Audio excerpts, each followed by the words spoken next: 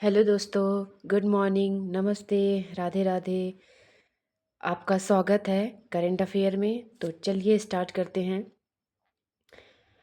First question है, हाल ही में किस देश के पूर्व राष्ट्रपति यून सुक एओल को उम्र कैद की सज़ा सुनाई गई है ना। तो ये जो यून सुक एओल को उम्र कैद की सज़ा सुनाई गई है, ये कहाँ के राष्ट्रपति थे? ये दक्षिण कोरिया के। कहाँ के? दक्षिण कोरिया के राष्ट्रपति थे। ठीक है। दक्षिण कोरिया। दक्षिण कोरिया के पूर्व राष्ट्रपति यून सुक एवोल को भ्रष्टाचार और सत्ता के दुरुपयोग से जुड़े मामलों में अदालत द्वारा उम्र कैद की सज़ा सुनाई गई। यह निर्णय देश की न्यायिक पारदर्शिता को दर्शाता है। यह निर्णय जो है वो देश की न्यायिक पारदर्शिता को दर्शाता है। तो चलिए देखते हैं थोड़ा सा दक्षिण कोरिया। दक्षिण कोरिया की राजधानी क्या है? सियोल है। क्या है? दक्षिण कोरिया की राजधानी है सियोल और मुद्रा है वॉन। क्या है? मुद्रा है वॉन। और ऐसे ही एक जो पेरू के राष्ट्रपति थे, उनको 4 महीने के बाद महाभियोग के द्वारा हटा दिया गया। जो कि पेरू के राष्ट्रपति कौन थे? वो थे जोन्स पेरी। आप नाम लिखना, कौन थे? जोन्स पेरी थे। ठीक है, जोन्स पेरी। तो चलिए थोड़ा एक्स्ट्रा फैक्ट देखते हैं। मालाबार। मालाबार क्या है कि मालाबार के बीच कौन कौन है? इंडिया, जापान, अमेरिका और ऑस्ट्रेलिया। ठीक है। जो मालाबार की बैठक कहाँ हुई? गुआन में हुई। कहाँ हुई? मालाबार की बैठक गुआन में हुई। और COP30 की बैठक भी बेलम, ब्राज़ील में हुई। कहाँ हुई? बेलम, ब्राज़ील में हुई। ठीक है। तो चलिए नेक्स्ट क्वेश्चन देखते हैं। हाल ही में भारत के साथ डिजी लॉकर पायलट प्रोजेक्ट के लिए किस अफ्रीकी देश ने समझौता किया? वो है डिजी लॉकर के साथ जो है वो केन्या के साथ समझौता किया। केन्या, घाना, तंजानिया, तो केन्या के साथ समझौता किया। भारत के डिजिटल पब्लिक इंफ्रास्ट्रक्चर मॉडल के तहत केन्या ने डिजिटल पायलट प्रोजेक्ट परियोजना शुरू करने के लिए समझौता किया। इससे डिजिटल दस्तावेज प्रबंधन को बढ़ावा मिलेगा। ठीक है। केन्या की राजधानी क्या है? केन्या की राजधानी है नैरोबी। ठीक है। और नैरोबी में बताएं आप कि कौन सा हेडक्वार्टर स्थित है वहाँ? वो है UNEP, मतलब जो पर्यावरण कार्यक्रम से संबंधित है। ठीक है। और ये जो UNEP की स्थापना है, ये कब की गई थी? 1972 में की गई थी। कब की गई थी? 1972 में की गई थी। ठीक है। और थोड़ा एक्स्ट्रा फैक्ट देखते हैं। आपसी कानून सहायता समझौता किसके बीच हुआ? आपसी कानून सहायता समझौता किसके बीच हुआ? भारत और नेपाल के मध्य हुआ। क्या? भारत और नेपाल के मध्य हुआ।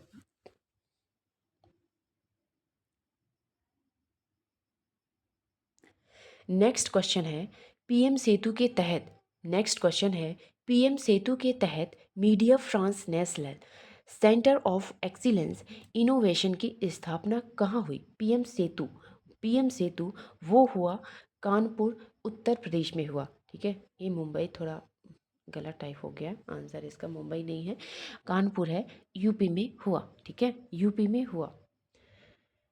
पीएम सेतु पहल के अंतर्गत भारत और फ्रांस के सहयोग से इनोवेशन क्षेत्र में उत्कृष्टता केंद्र मुंबई में स्थापित किया जाएगा। नेक्स्ट क्वेश्चन है, हाल ही में भारतीय सेना ने स्लॉ नियंत्रण पर पहला क्या है? भारतीय सेना ने स्लॉ नियंत्रण पर स्लॉ नियंत्रण पर पहला fellowship UN fellowship training program कहाँ आयोजित किया? ये किया मध्य प्रदेश के जबलपुर में किया। मध्य प्रदेश के जबलपुर में किया। भारतीय सेना ने संयुक्त राष्ट्र के सहयोग से small arms and light weapons, है ना, ये स्लॉ का फुल फॉर्म है, small arms and light weapons नियंत्रण पर पहला प्रशिक्षण कार्यक्रम मध्य प्रदेश में आयोजित हुआ। मध्य प्रदेश के जबलपुर में आयोजित किया गया। मध्य प्रदेश की राजधानी है भोपाल। मध्य प्रदेश को टाइगर स्टेट भी बोला जाता है। ठीक है। और टाइगर, चीता, ये सब ज़्यादातर कहाँ? मध्य प्रदेश में है। और वन का एरिया भी सबसे ज़्यादा मध्य प्रदेश में है, वन क्षेत्र। ठीक है।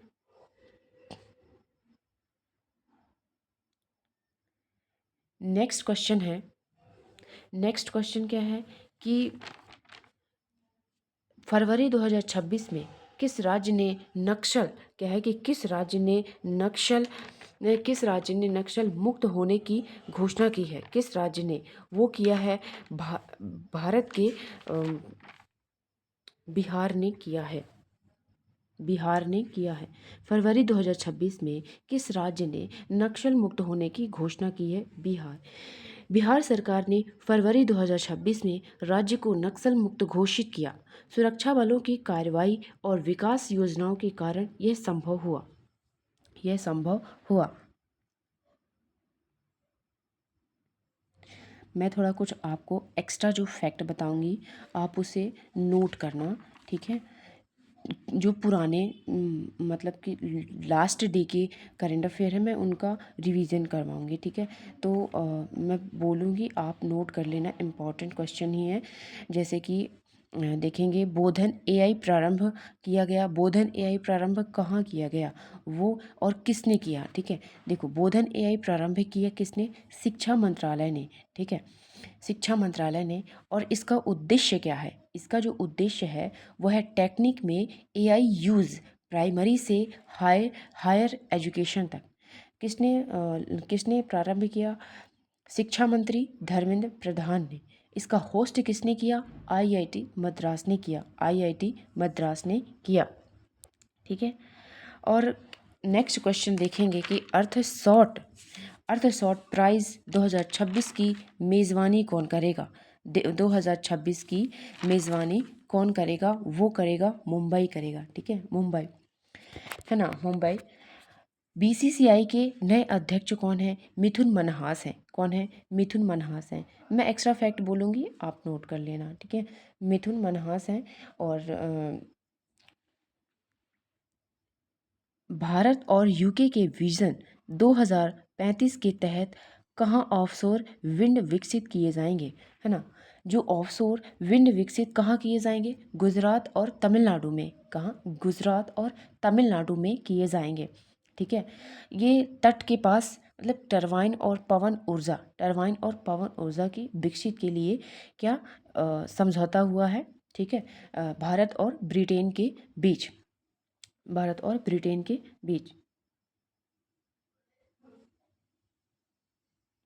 नेक्स्ट क्वेश्चन है, पीटोन डे लॉ फोरनेस ज्वालामुखी किस स्थान पर स्थित है?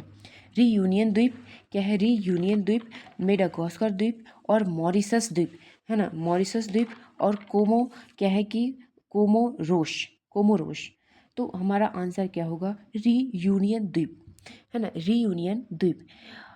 पीटोन डे लॉ फोरनेस विश्व के सक्रिय ज्वालामुखी में से एक है, जो हिंद महासागर में स्थित फ्रांसीसी क्षेत्र जो रीयूनियन द्वीप है।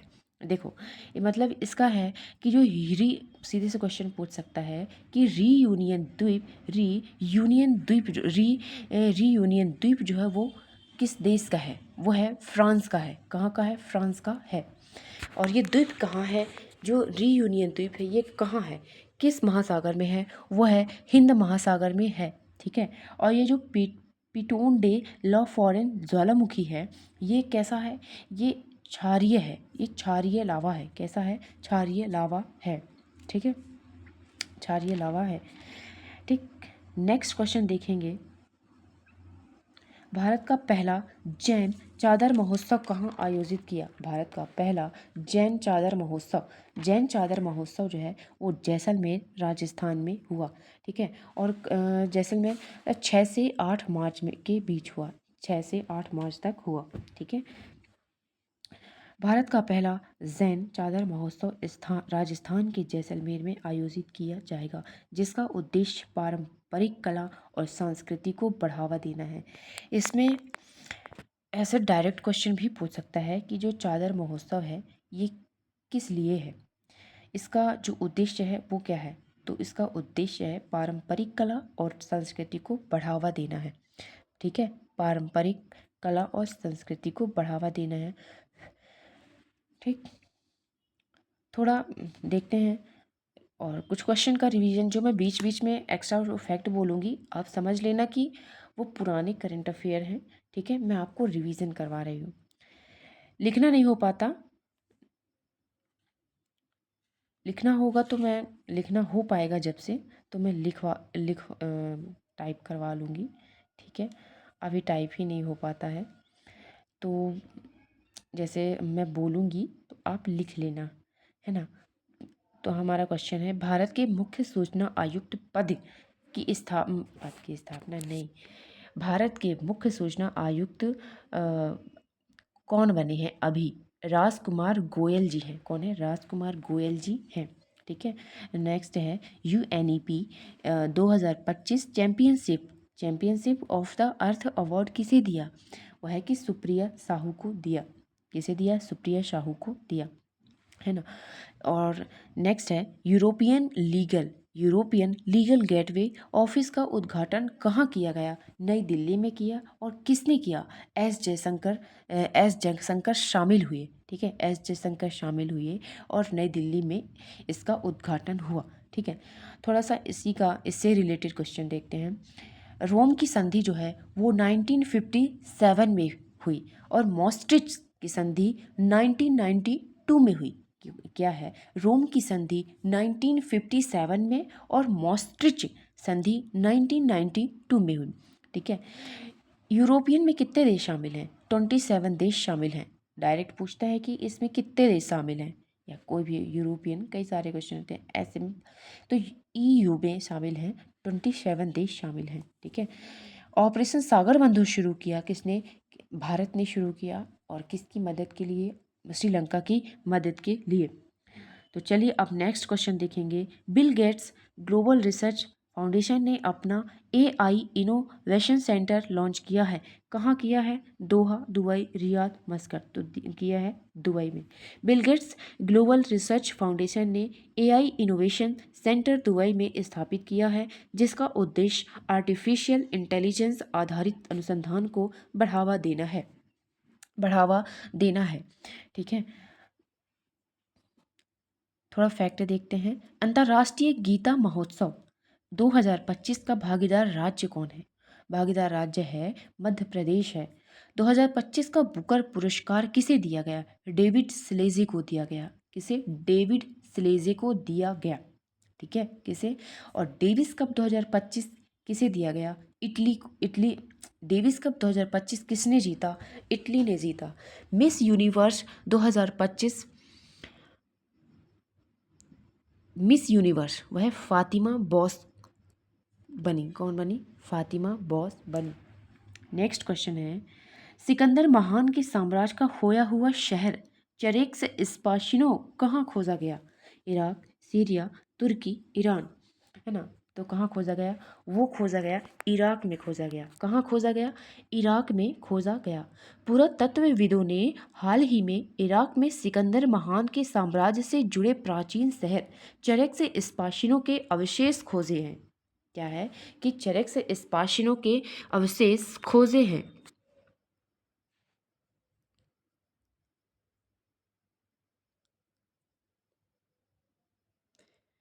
ये जो चेरेक्स स्पाशिनो है ना, चेरेक्स स्पाशिनो ये जो है ना, मतलब किसका है? सिकंदर महान।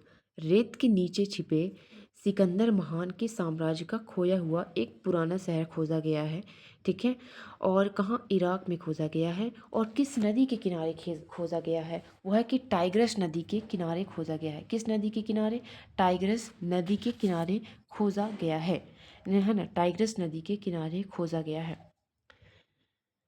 ये हो गया हमारा लास्ट क्वेश्चन, लेकिन थोड़ा सा अपन अभी और रिवीजन कर लेते हैं। ठीक है, मैं आपको बताती हूँ। देखो, BCCI के नए अध्यक्ष कौन हैं? मिथुन मनहास हैं। BCCI के नए अध्यक्ष कौन है? मिथुन मनहास है। कौन है? मिथुन मनहास। एक इम्पॉर्टेंट बुक है, आप इसे ध्यान से सुनना। द सेज री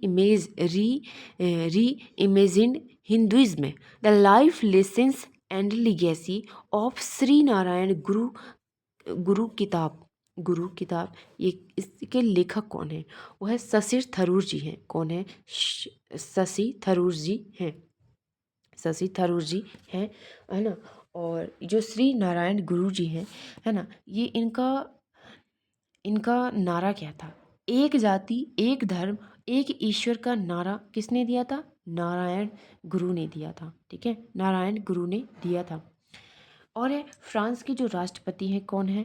वो है इमैनुअल मैक्रोन है। ठीक है, और ये भारत के कितने दिवसीय यात्रा पर हैं? वो है कि 3 दिवसीय यात्रा पर हैं। ठीक है, 3 दिवसीय यात्रा पर हैं। ठीक, और कुछ आपको मैं न्यूज़ बता देती हूँ।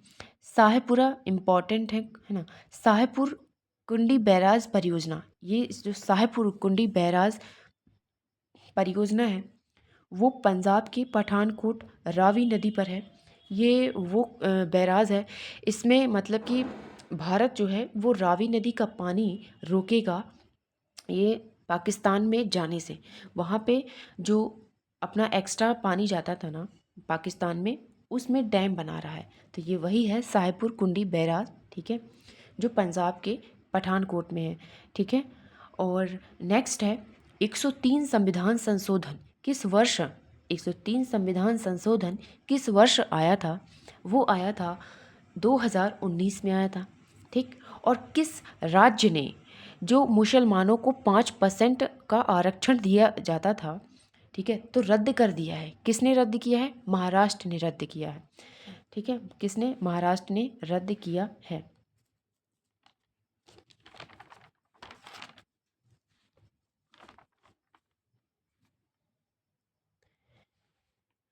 प्रिसीजन गाइडेड वेपन हैमर के निर्माण के लिए समझौता जो है वो भारत और फ्रांस के बीच हुआ। किसके बीच हुआ?